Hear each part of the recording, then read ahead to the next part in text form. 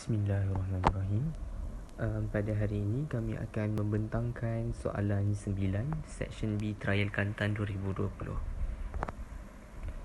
Soalannya berbunyi, Rajah 9.1 menunjukkan dua spring yang sama panjang diperbuat daripada bahan yang sama tetapi berbeza ketebalan dan pemalar spring mengalami pemanjangan apabila beban berjisim 200 gram digantung padanya. Soalan yang pertama, apakah pemalar spring?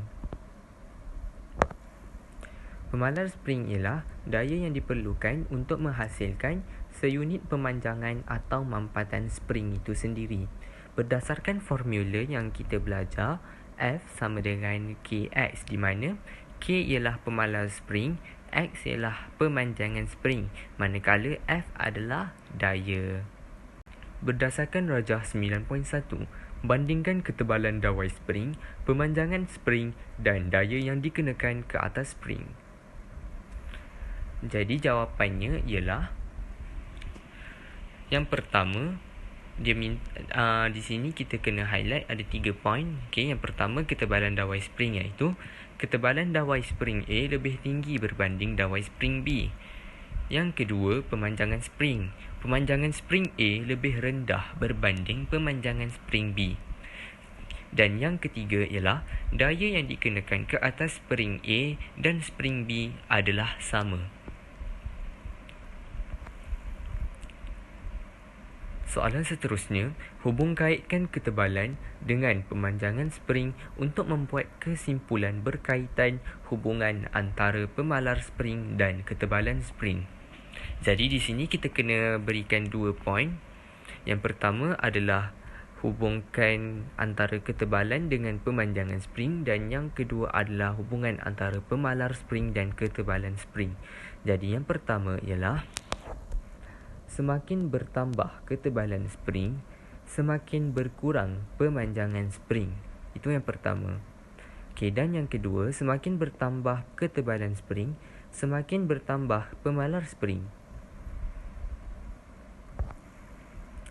Soalan seterusnya, Rajah 9.2 menunjukkan graf daya F melawan pemanjangan X bagi dua spring berbeza tetapi dua spring berbeza yang sama panjang P dan Q.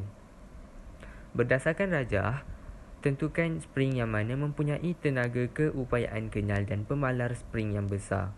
Jadi jawapannya ialah spring Q, sebab dia Okey, soalan seterusnya, terangkan jawapan anda. Jadi sebabnya dekat sinilah. Okey, dalam penerangan anda, nyatakan hubungan antara tenaga keupayaan kenyal dan pemalar spring. Okey, yang pertama, kecerunan spring Q lebih tinggi berbanding spring P, maka pemalar spring Q adalah lebih tinggi. Yang kedua, luas di bawah graf spring Q adalah lebih besar berbanding spring P, maka tenaga keupayaan kenyal spring Q lebih tinggi. Jadi hubungan seperti dalam soalan, hubungan antara tenaga keupayaan kenyal dan pemalar spring, semakin bertambah tenaga keupayaan kenyal, semakin bertambah pemalar spring. Baiklah, selain itu kita boleh lihat juga beberapa faktor yang mempengaruhi K, iaitu pemalar spring. Okey, di sini ada 4 faktor berdasarkan buku modul kita tu. Yang pertama adalah diameter spring, di mana jika diameter spring tu lebih kecil, maka pemalar springnya lebih tinggi. Yang kedua adalah panjang spring, di mana jika spring tersebut lebih pendek, maka pemalar springnya lebih tinggi. Yang ketiga adalah diameter dawai spring, di mana dawai yang tebal mempunyai pemalar spring yang lebih tinggi berbanding dawai yang halus.